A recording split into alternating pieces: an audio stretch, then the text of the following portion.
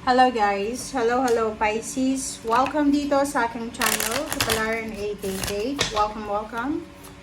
Alamin natin Pisces kung anong messages, vibration, gabay energy para sa inyong lahat. This is for Pisces simula ngayong November 3 hanggang November 9. So this is general reading. First week tayo ng November. Ano ba Pisces ang message para sa inyo? Okay. First card tayo, guys. Okay. First card mo dito is number 30. Pisces, congratulations. Kasi sa linggong ito, marami kang posibleng isa-celebrate. So, maybe there's a celebration of success, of life, of new life, of happiness. Kung makikita mo dito, sinasabi ng barahan na posibleng may wedding anniversaries, mayroong birthday celebration. So, sinasabi ng barahan na may mga Pisces dito na sa simula November 3 until 9, may isa-celebrate kayo. So, there's a celebration of success or happiness. Or, mayroong celebration dito na inaasam-asam nyo. So, parang ganun. So, congratulations sa inyo. Okay?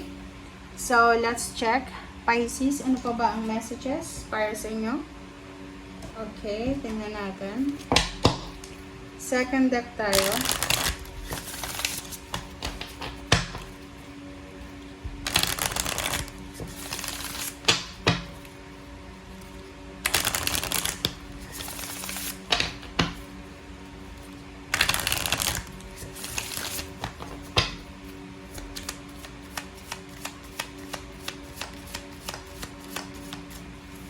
Okay, Pisces.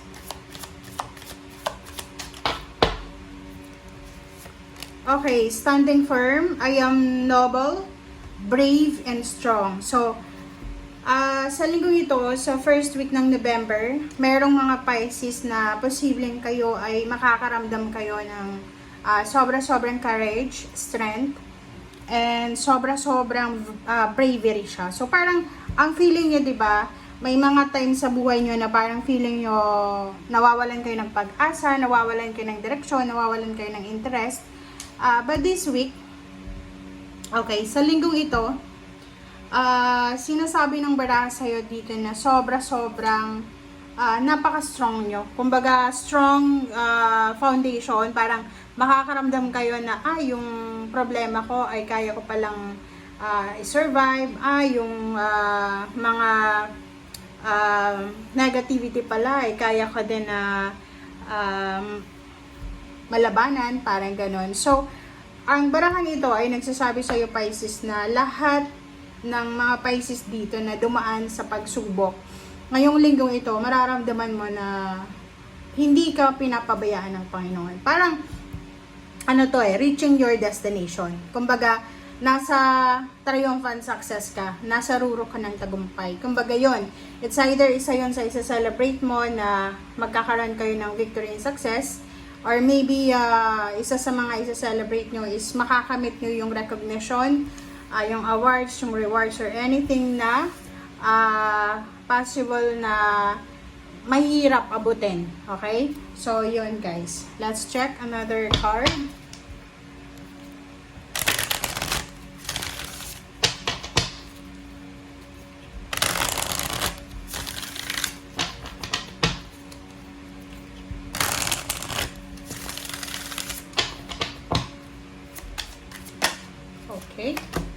Okay, sabi ka na So, this is a confirmation, triumphant success. This is a confirmation, Pisces. So, sinasabi ng baraha sa'yo, standing firm. Yung lahat ng sacrifices mo, lahat ng pagod, puyat, sakripisyo, ay posibleng mag-aani siya. So, you will start a new life, a successful life. You will feel victorious, triumphant, parang gano'n. Yung parang pakiramdam mo, nagtagumpay ka, yung pakiramdam mo na, especially doon sa mga Pisces na dumaan kayo sa emotional problems, financial problems, or spiritual. Yung parang feeling nyo for the past few years or months na mag-isa lang kayo na lumalaban sa buhay. And this week, ngayong linggong ito, marirealize mo na hindi ka pala pinapabayaan ng Panginoon. Kumbaga, may mga times sa buhay mo na nararamdaman mo na feeling mo, mag-isa ka na lumalaban, pero naandyan pala sa likod mo ang iyong guides, spiritual helpers, and ang ating Panginoon. So, this week, isa sa mga possible na celebration is yun na nga, maaabot mo yung tagumpay. There's a good news about victory, triumphant success. There's a good news about blessing, new blessings, or anything na successful.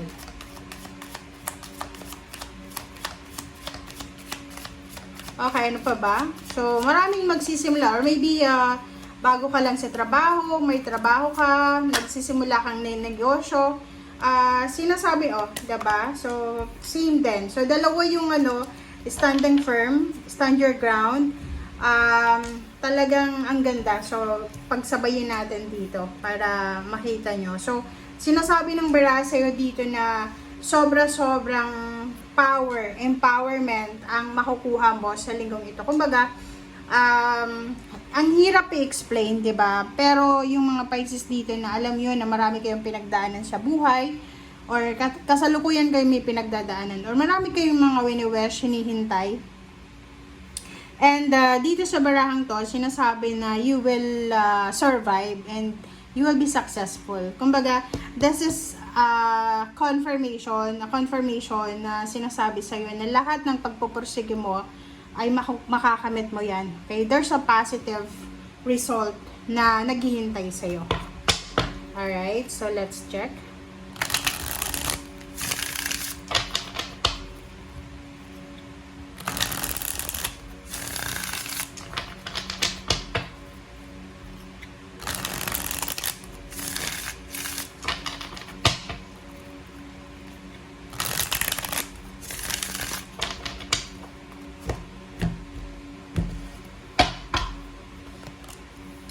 Okay, diba? So, this is a confirmation again. So, sinasabi ng baraha, ganun para tatlo. Diba? Tingnan nyo guys, tatlo yung standing firm nyo Seven of Wands.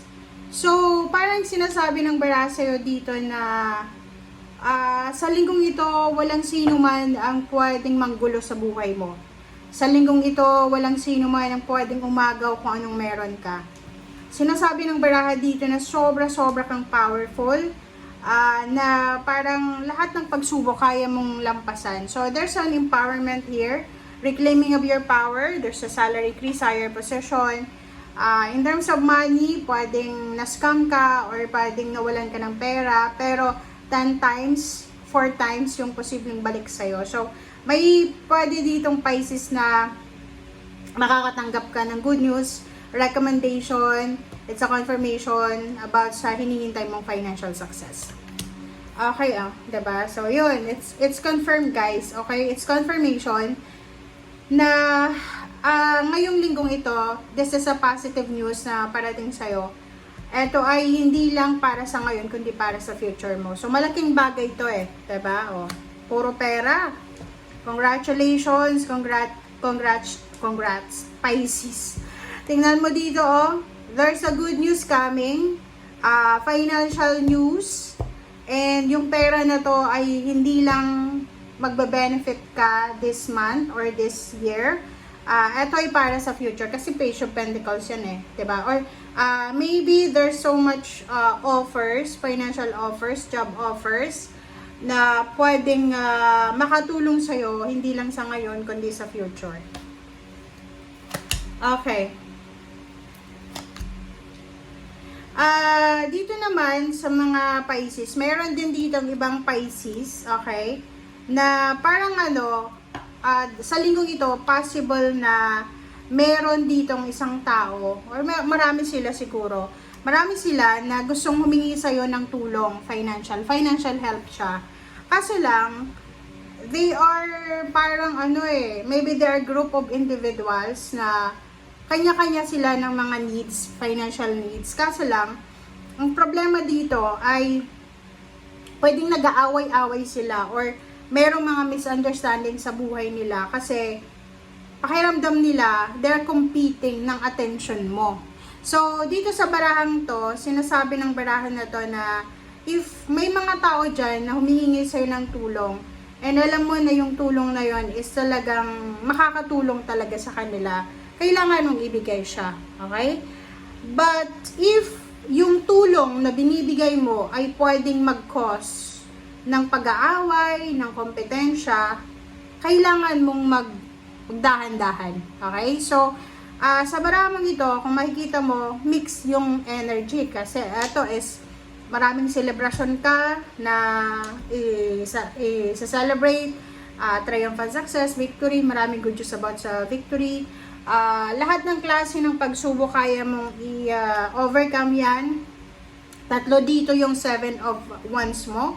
1, 2, 3. So, 3 times, 3 falls. So, walang sino man ang pwedeng gumalaw sa'yo sa linggong ito. Walang sino man ang pwedeng umapi sa'yo kasi talagang ilalaban mo. Okay? Parang ipaglalaban mo kung anong karapatan mo. And, Emperor, lahat ng nawala sa'yo, pera, relationship, power, trabaho, negosyo, ay posibleng ibalik ito. So, you are super lucky kasi paparating siya na magbe-benefit ka hindi lang ngayon kundi sa future mo. Alright, so thank you for watching Pisces and see you again. Bye!